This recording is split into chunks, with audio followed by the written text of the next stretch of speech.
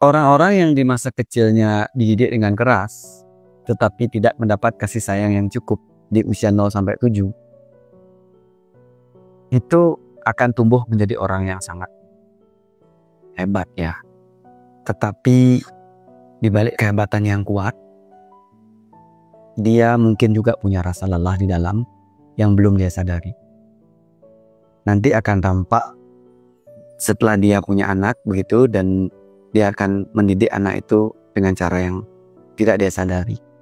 Pada saat saya berumur 0 sampai 7 misalnya tidak merasakan kasih atau bahasa kasih orang tua saya tidak sampai di saya, tapi kemudian di usia remaja saya dituntut untuk harus bisa, maka bisa jadi di bawah sadar saya itu sangat ingin mendapat pengakuan dari orang tua.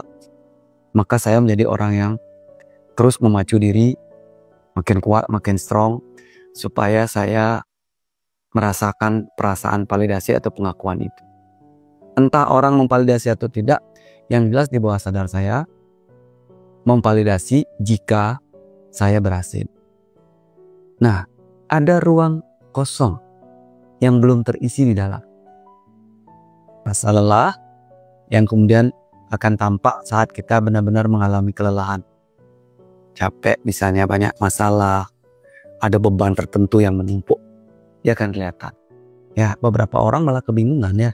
Setelah kelelahan itu muncul berbagai keluhan, baik secara mental ataupun secara fisik, karena dia belum berhasil tersadari.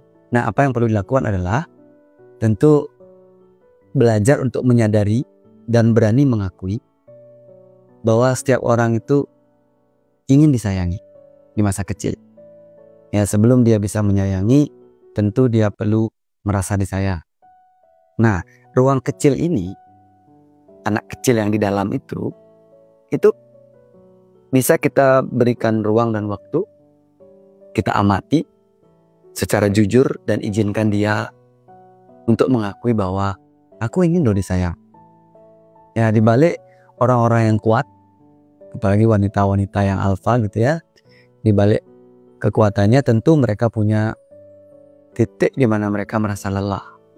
Nah, ini perlu mendapat suatu pengakuan atau penyadaran gitu ya dari orangnya sendiri, supaya itu tidak mengganggu dan mengerogoti.